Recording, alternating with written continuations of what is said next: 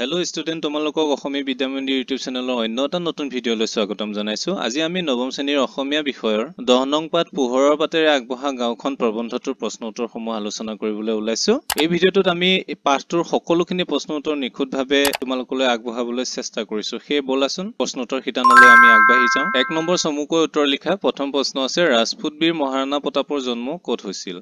উত্তৰ ৰাজপুত বীৰ মহাৰাণা প্ৰতাপৰ জন্ম ৰাজস্থানৰ উদয়পুৰত হৈছিল। খ নম্বৰ পিপলান্তি গাঁওখন ক'ত অৱস্থিত? উত্তৰ পিপলান্তি গাঁওখন ৰাজস্থানৰ ৰাজস্মন্দ নামৰ জিলাখনত অৱস্থিত। তাৰপিছত সুধিছে গ নম্বৰ কিহৰ বাবে পিপলান্তি গাঁওখনে গিনিজ ৱৰ্ল্ড ৰেকৰ্ডছত স্থান পাইছিল? উত্তৰ মাৰ্বল পাথৰৰ বাবে পিপলান্তি গাঁওখনে গিনিজ ৱৰ্ল্ড ৰেকৰ্ডছত স্থান পাইছিল। নেক্সট কুৱেশ্যন, পৃথিৱীৰ কোনখন দেশৰ পাঠ্যক্ৰমত পিপলান্তি গাঁৱৰ সফলতাৰ কাহিনী অন্তৰ্ভুক্ত হৈছে? উত্তৰ ডেনমাৰ্কৰ প্ৰাথমিক শিক্ষাৰ পাঠ্যক্ৰমত পিপলান্তি গাঁৱৰ সফলতাৰ কাহিনী অন্তৰ্ভুক্ত হৈছে। উঙ থ্ৰী চিষ্টাৰ্ছ নামৰ চিনেমাখন কোনে নিৰ্মাণ কৰিছিল? আৰ্জেণ্টিনাৰ এটা দলে থ্ৰী চিষ্টাৰ্ছ নামৰ চিনেমাখন নিৰ্মাণ কৰিছিল। কিৰণ কোন আছিল? উত্তৰ কিৰণ পিপলান্তি গাঁওখনৰ মুখিয়াল শ্যাম সুন্দৰ পালিৱালৰ কন্যা আছিল। নেক্সট কুৱেশ্যন, ৰাখি বন্ধনৰ দিনা পিপলান্তি গাঁৱৰ ছোৱালী আৰু মহিলাসকলে কি কৰে? উত্তৰ ৰাখি বন্ধনৰ দিনা গাঁওখনৰ ছোৱালী আৰু মহিলাসকলে গাঁৱৰ গছসমূহত ৰছী অৰ্থাৎ ৰাখি বান্ধে। ইয়াৰ পিছৰ প্ৰশ্ন, কিৰণ নিধি যোজনাৰ আঁৰৰ মানুহজন কোন? উত্তৰ কিৰণ নিধি যোজনাৰ আঁৰৰ মানুহজন শ্যাম সুন্দৰ পালিৱাল। নেক্সট কুৱেশ্যন, কোনো এজন মানুহৰ মৃত্যুত পিপলান্তি গাঁৱৰ মানুহে কি কৰে? উত্তৰ কোনো এজন মানুহৰ মৃত্যুত পিপলান্তি গাঁৱৰ মানুহে 11টাকৈ গছপুলি ৰোপণ কৰে।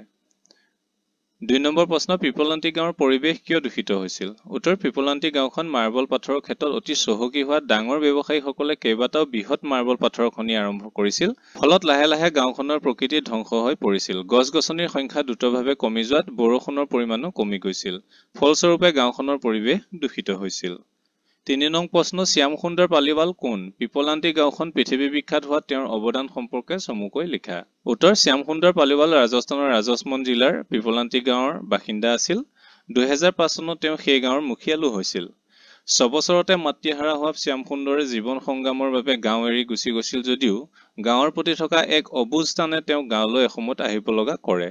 সেই সময়ত গাঁৱৰ পৰিৱেশ দূষিত অৱস্থাত আছিল। বৃহৎ বৃহৎ ব্যৱসায়ীৰ কৰ্মকাণ্ডৰ ফলত ভূগৰ্ভৰ পানী 800 ফুট তললৈ নামি গৈছিল। উশাহ লবলৈ বিশুদ্ধ বতাহো নাপাইছিল মানুহে, কিয়নো গছৰ সংখ্যা কমি গৈছিল। তেনে সময়তে শ্যাম সুন্দৰ গাঁৱৰ মুখিয়াল হৈছিল। হঠাৎ তেওঁৰ জীয়ৰী কিৰণৰ এদিন মৃত্যু ঘটে আৰু শোকত ম্ৰিয়মান পালিৱালে জীয়ৰীৰ স্মৃতিত এটা গছপুলি ৰুৱে। মুখিয়াল হিচাপে তেওঁ গাঁৱত কন্যা সন্তান জন্মিলে 111টা গছপুলি ৰোপণৰ নিয়ম প্ৰৱৰ্তন কৰিলে। লগতে গাঁওবাসীক 4টা দায়িত্বও দিলে। 1. কন্যা সন্তানক ল'ৰা সন্তানৰ সমানে প্ৰতিপালন কৰা। 2. পানী সংৰক্ষণ কৰা। 3. গছ-গছনি ৰুই প্ৰতিপালন কৰা আৰু 4. খেতি-বাতিৰ দ্বাৰা জীৱিকা নিৰ্বাহ কৰা। তেওঁ জানিছিল যে গাঁৱৰ পৰিৱেশ উন্নত হ'বলৈ হ'লে গছ লাগিব, কিয়নো গছে কেৱল সেউজ পৰিৱেশ সৃষ্টি কৰাই নহয়, ই মাটি সাৰুৱা কৰে আৰু ভূগৰ্ভৰ পানী ওপৰলৈ আনে। অৱশেষত পিপলান্তি গাঁৱত গছ-গছনি ৰোপণৰ ফলত বিশুদ্ধ বায়ু বলিবলৈ ধৰিলে। বৰষুণৰ ফলত ভূগৰ্ভৰ পানী ওপৰলৈ আহিল আৰু মাটি সাৰুৱা হোৱাত খেতি-বাতিও ভাল হ'ল। বিভিন্ন প্ৰজাতিৰ চৰাই বছৰি সেই গাঁৱৰ গছ-গছনিলৈ আহে। মুঠতে গাঁওখন পৃথিৱী বিখ্যাত হৈ পৰিল। শ্যাম সুন্দৰ পালিৱালৰ দূৰদৰ্শিতাই ইয়াৰ মূল কাৰণ। পিপলান্তি গাঁৱলৈ সুখ সমৃদ্ধি উভতি অহাত সৰ্বাধিক অৱদান তেওঁৰে আছিল। ইয়াৰ পিছৰ প্ৰশ্ন 4 নং, কিৰণ নিধি যোজনা কি? এই যোজনাৰ অধীনত পিপলান্তি গাঁৱৰ মানুহে কি কি বিশেষ 4টা দায়িত্ব পালন কৰিব লাগে? উত্তৰ কিৰণ নিধি যোজনা হৈছে পিপলান্তি নামৰ গাঁওখনত তাৰে মুখিয়াল শ্যাম সুন্দৰ পালিৱালে তেওঁৰ মৃত কন্যা কিৰণৰ স্মৃতিত প্ৰৱৰ্তন কৰা এক আঁচনি, যাৰ অধীনত উক্ত গাঁওখনত কন্যা সন্তান জন্মিলে গাঁৱৰ ৰাইজে 111টা গছপুলি ৰোপণ কৰে। এই যোজনাৰ অধীনত পিপলান্তি গাঁৱৰ মানুহবোৰে পালন কৰা 4টা বিশেষ দায়িত্ব হৈছে কন্যা সন্তানসকলক ল'ৰা সন্তানৰ দৰে ভালকৈ ডাঙৰ দীঘল কৰা, পানী সংৰক্ষণ কৰা, গছ-গছনি ৰোপণ কৰা আৰু খেতি-বাতি কৰি নিজৰ প্ৰয়োজন পূৰণ কৰা। 5 নং প্ৰশ্ন, কন্যা সন্তান সুৰক্ষাৰ বাবে শ্যাম সুন্দৰ পালিৱালে কেনেধৰণৰ আঁচনি লৈছিল? উত্তৰ শ্যাম সুন্দৰ পালিৱালে কন্যা সন্তানৰ সুৰক্ষাৰ বাবে কিৰণ নিধি যোজনা নামেৰে এখন আঁচনি প্ৰৱৰ্তন কৰাৰ লগতে কিছুমান বিশেষ নিয়মৰ প্ৰচলন কৰিছিল। এই নিয়মবোৰ আছিল গাঁৱৰ কোনো লোকে কন্যা ভ্ৰূণ হত্যা কৰিব নোৱাৰিব। দ্বিতীয়তে কন্যা সন্তানটোক মৰমেৰে আলফুলে ডাঙৰ দীঘল কৰিব লাগিব আৰু সেই একেই মৰম তথা যত্নেৰে তাইৰ জন্মৰ সময়ত ৰোপণ কৰা 111টা গছপুলিকো প্ৰতিপালন কৰিব লাগিব।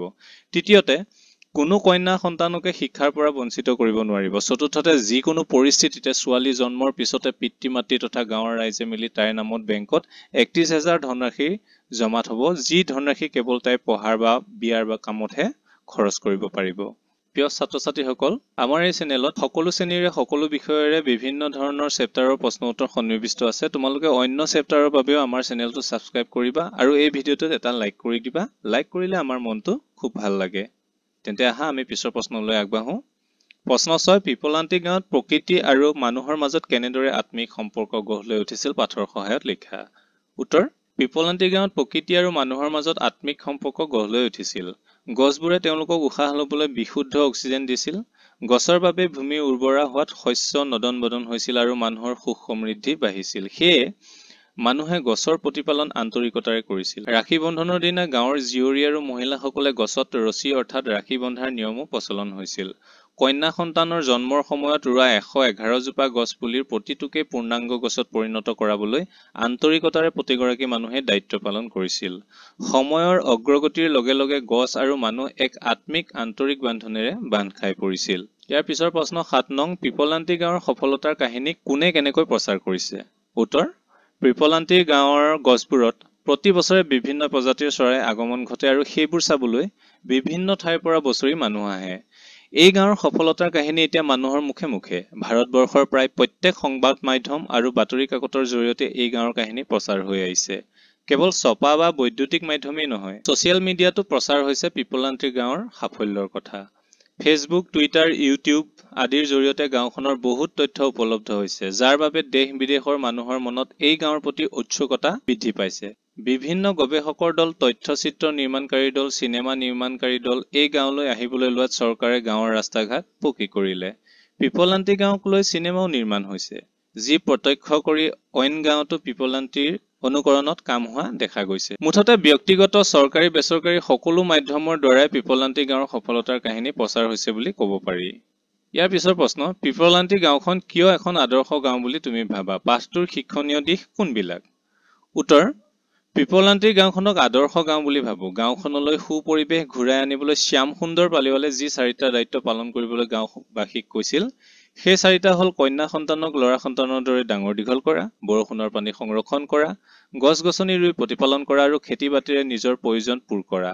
এই ৪টা কাম পৃথিৱীৰ যিকোনো গাঁৱৰ লোকে কৰাটো জৰুৰী বুলি মই ভাবো। এই ৪টা কামে গাঁওখনক যি ৰূপ দিলে সেয়াই এখন প্ৰকৃত গাঁৱৰ ছবি। গছপুলি ৰোপণ কৰা, বৰষুণৰ পানী সংৰক্ষণ কৰাটো আজিৰ সময়ত অত্যন্ত জৰুৰীও হৈ পৰিছে, কিয়নো জনবসতি ঘন অঞ্চলত পানীৰ অভাৱ যথেষ্ট পৰিমাণে হোৱা দেখা যায়। এনে কৰিলে অন্য গাঁওবোৰতো ভূপৃষ্ঠৰ পানী ওপৰলৈ উঠি আহিব আৰু অন্য পিপলান্তিৰ গাঁও এখন গঢ় লৈ উঠিব। একেদৰে একবিংশ শতিকাত ল'ৰা-ছোৱালীৰ প্ৰভেদ ৰখাটো একেবাৰে সমৰ্থনযোগ্য নহয়, কিয়নো উভয়ৰে পৰস্পৰ সহযোগিতাতহে সমাজ আগবাঢ়ে। কন্যা সন্তানৰ জন্মত ৰোৱা গছপুলিৰ বাবে সেই গাঁৱৰ মানুহে বিশুদ্ধ অক্সিজেন লৈ জীয়াই থাকিব পাৰিছে। অন্য গাঁৱতো তেনে আদৰ্শ অনুকৰণ কৰা উচিত। মুঠতে সকলো দিশৰ পৰা পিপলান্তিৰ গাঁওখনক আদৰ্শ গাঁও বুলি মই ভাবো। সঁচাকৈ পোহৰৰ বাটেৰে আগবঢ়া গাঁওখন পাঠটিত কেইবাটাও শিক্ষণীয় দিশ চকুত পৰে, যেনে মানসিক দৃঢ়তা, সুনিৰ্দিষ্ট পৰিকল্পনা, উদ্যম, আগ্ৰহ আদি। এইবোৰৰ সংমিশ্ৰণত কেনেদৰে দুৰ্ভিক্ষৰ কবলত পৰা গাঁও এখন আজি বিশ্ববাসীৰ বাবে আদৰ্শ গাঁৱত পৰিণত হৈছে, সেইটো সকলোৱে শিকিবলগীয়া কথা। তদুপৰি প্ৰকৃতিৰ লগত মানুহৰ যে আন্তৰিকতা বা আত্মীয়তা গঢ় লৈ উঠিব পাৰে, পাঠটোত সেই কথাটো সুন্দৰভাৱে ফুটি উঠিছে। ইয়াৰ পিছত আছে ৯ নম্বৰ, বহলাই বুজাই লিখা। ক, ১২টা মাহত ১৩টা খেতি। উত্তৰ: প্ৰশ্নোদ্ধৃত কথাফাঁকিৰ দ্বাৰা প্ৰয়োজনতকৈ অধিক পৰিশ্ৰম কৰাৰ কথা বুজাব খোজা হৈছে। মাহে যদি মানুহ এটা খেতিৰ কামতে ব্যস্ত থাকে, তথাপি বছৰি মুঠ খেতিৰ সংখ্যা হ'ব লাগে ১২টা। অৰ্থাৎ নিয়মীয়াকৈ পৰিশ্ৰমী কাৰ্যত জড়িত থাকিলেও বছৰেকৰ সংখ্যাটোহে হয়গৈ। কিন্তু কিছু এনে পৰিশ্ৰমী মানুহ আছে যিসকলে দেহে কেহে খাটি বছৰৰ মুঠ মাহতকৈ অধিক সংখ্যাত খেতি কৰে। তেনেলোকৰ উপাৰ্জনো সৰহ হয়, কিয়নো উৎপাদিত সামগ্ৰী বিক্ৰী কৰি তেওঁলোকে অইনতকৈ অধিক ধন লাভ কৰে। কষ্ট কৰিব পৰা বয়সত যথেষ্ট পৰিশ্ৰম কৰি একাংশ লোকে জীৱন জুৰি সুখত কটায়। তাৰ পৰিৱৰ্তে এচামে পৰিশ্ৰম নকৰি আৰামতে সকলো পাব খোজে আৰু ভবামতে একো নেপায় হাঁহ হুমুনিয়াহ কাহি দিন কটায়। প্ৰশ্নোদ্ধৃত কথাষাৰিৰ দ্বাৰা এই কথা স্পষ্ট হৈছে যে অধিক পৰিশ্ৰমী লোকৰ বাবে কামত দিন হিচাপ কৰাৰ অৱকাশ নাই। তেওঁলোকে অবাবত সময় নষ্ট নকৰি কেৱল জীৱনলৈ সুখ আৰ্জে। তেওঁলোকৰ বাবে এবছৰো কমহে হয় বৰ্ষপতিৰ বাবে। তাৰ পিছত খ নম্বৰত আছে যে স্বচ্ছ ভাৰত অভিযান।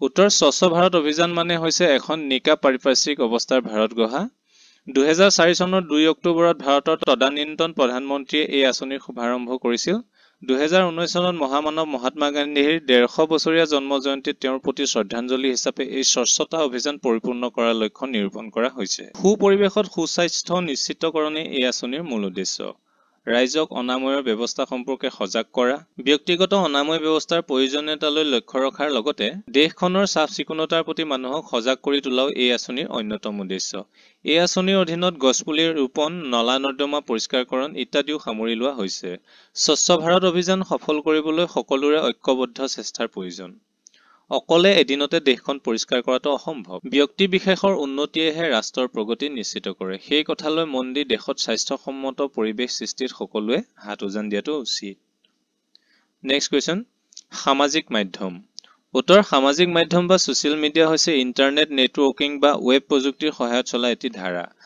মানুহে পৃথিৱীৰ বিভিন্ন ঠাইত থকা মানুহৰ সৈতে যোগাযোগৰ এক সুন্দৰ মাধ্যম হৈছে এই ৱেবযুক্ত সামাজিক মাধ্যমসমূহ প্ৰযুক্তিবিদ্যাই দ্ৰুত পৰিৱৰ্তনশীল কৰি তোলা আজিৰ মানুহৰ দৈনন্দিন জীৱনত সামাজিক মাধ্যমৰ ভূমিকা অনস্বীকাৰ্য এই মাধ্যমসমূহৰ জৰিয়তে মানৱীয় সম্পৰ্ক সাহিত্য সংস্কৃতি ৰাজনীতি অৰ্থনীতি সমাজনীতি আদি সকলো বিষয়ৰে যেন সমন্বয় ঘটিছে দৰাচলতে সামাজিক সম্পৰ্কৰ ভিত্তিত গঢ়ি উঠা বিশেষ ৱেবছাইটৰ দ্বাৰা ব্যক্তিয়ে নিজস্ব চিন্তা ধ্যান ধাৰণা আদি নিজস্ব নেটৱৰ্কত তুলি ধৰি সামাজিক সম্পৰ্ক গঢ়ি তোলে Facebook Twitter YouTube Instagram Snapchat উইচাট WhatsApp আদি হৈছে কেইটামান বহুল ব্যৱহৃত সামাজিক মাধ্যম এনে মাধ্যমসমূহৰ জৰিয়তে মানুহে ভবা কথাবোৰ পোষ্ট বা মন্তব্য হিচাপে লিখি ফটো বা ভিডিঅ' আদি আপলোড কৰি অন্যৰ লগত একাত্মীয়তা স্থাপন কৰে সামাজিক মাধ্যমৰ জৰিয়তে কম সময়ত যোগাযোগ স্থাপন কৰিব পৰা যায় অৱশ্যে এনে মাধ্যম ভালদৰে ব্যৱহাৰ নকৰিলে কুফল ভোগ কৰিবলগীয়াও হয় সামাজিক মাধ্যমৰ অতিমাত্ৰা ব্যৱহাৰে মানুহৰ স্বাস্থ্যত প্ৰভাৱ পেলোৱাৰ লগতে সামাজিক অৱক্ষয় বা ক্ষতি হোৱাও দেখা যায় সেয়েহে সামাজিক মাধ্যমৰ সফলতা নিৰ্ভৰ কৰে ব্যৱহাৰকাৰীৰ ওপৰত 11 নম্বৰ প্ৰশ্ন কিয় মূৰ্ধন্য ন হৈছে লিখা শব্দকেইটা হৈছে বৰষুণ পৰিমাণ ৰূপায়ণ উত্তৰ একেটা পদতে থকা ৰি ৰ আৰু মূৰ্ধন্যৰ পাছত থকা দন্ত্য ন মূৰ্ধন্য ন হয় ওপৰৰ গোটেই কেইটা পদতে ৰি ৰ বা মূৰ্ধন্য খ থকা বাবে দন্ত্য নৰ সলনি মূৰ্ধন্য ন হৈছে 12 নম্বৰ তলৰ শব্দবোৰৰ প্ৰতিটোৰে একোটাকৈ সমাৰ্থক শব্দ লিখা উত্তৰ মুক্ত মানে মুকলি বায়ু পৱন বৃহৎ ক্ষুদ্ৰ পানী জল গছ বৃক্ষ চকু নয়ন গাঁও গ্ৰাম 13 নং তলৰ উপসৰ্গ কেইটাৰে একোটিকৈ শব্দ গঠন কৰা প্ৰতি প্ৰতিবাদ অধি অধিনায়ক উপ উপনদী অৱবাহিকা দূৰ দুৰ্গম এক্সট্ৰা কোৱেশ্চন এণ্ড আনসাৰ্স অতি চমু প্ৰশ্ন উত্তৰ ক পিপলান্তি গাঁওখন ৰাজস্থানৰ কোনখন জিলাত অৱস্থিত উত্তৰ পিপলান্তি গাঁওখন ৰাজস্থানৰ ৰাজসমন্দ জিলাত অৱস্থিত নেক্সট কোৱেশ্চন পিপলান্তি গাঁওখনক পুনৰুজ্জীৱিত কৰি তোলাৰ আঁৰত থকা ব্যক্তিজনৰ নাম কি উত্তৰ শ্যাম সুন্দৰ পালিৱাল গ কিমান চনত শ্যাম সুন্দৰ পালিৱালে পিপলান্তি গাঁওখনৰ মুখিয়ালৰ দায়িত্ব লাভ কৰিছিল উত্তৰ 2005 চনত শ্যাম সুন্দৰ পালিৱালে পিপলান্তি গাঁওখনৰ মুখিয়ালৰ দায়িত্ব লাভ কৰিছিল প্ৰশ্ন ঘ পিপলান্তি গাঁওখনত কন্যা সন্তান জন্ম পালে কি কৰা হয় উত্তৰ পিপলান্তি গাঁওখনত কন্যা সন্তান জন্ম পালে আনন্দ উল্লাস কৰি ছোৱালীজনীৰ নামত 111টা গছপুলি ৰোপণ কৰা হয় পিপলান্তি গাঁওখনত প্ৰতিগৰাকী কন্যাৰ জন্মৰ পিছত বেংকত কিমান ধনৰাশি জমা থোৱা হয় উত্তৰ পিপলান্তি গাঁওখনত কন্যা সন্তান জন্ম পালে কন্যাগৰাকীৰ নামত বেংকত 31,000 টকা জমা থোৱা হয় প্ৰথম পিপলান্তি গাঁওখনত বৰ্তমান কিমান সংখ্যক লোকে বাস কৰে উত্তৰ পিপলান্তি গাঁওখনত বৰ্তমান 8,000ৰো অধিক লোকে বাস কৰে দ্বিতীয় ভাৰতৰ কোনজন ৰাষ্ট্ৰপতিয়ে পিপলান্তি গাঁওখনলৈ ৰাষ্ট্ৰপতিৰ পুৰস্কাৰ আগবঢ়াইছিল উত্তৰ ভাৰতৰ প্ৰাক্তন ৰাষ্ট্ৰপতি ডক্টৰ APJ আব্দুল কালামে পিপলান্তি গাঁওখনলৈ ৰাষ্ট্ৰপতিৰ পুৰস্কাৰ আগবঢ়াইছিল প্ৰিয় ছাত্ৰ-ছাত্ৰীসকল এই পাঠটোৰ পাঠভিত্তিক প্ৰশ্ন উত্তৰ আৰু অতিৰিক্ত প্ৰশ্ন উত্তৰ ইমানতে সমাপ্ত হৈছে আমি শীঘ্ৰে তোমালোকলৈ অন্য এটা ভিডিঅ' লৈ অহাৰ প্ৰতিশ্ৰুতিৰে আজিলৈ এৰিছো ধন্যবাদ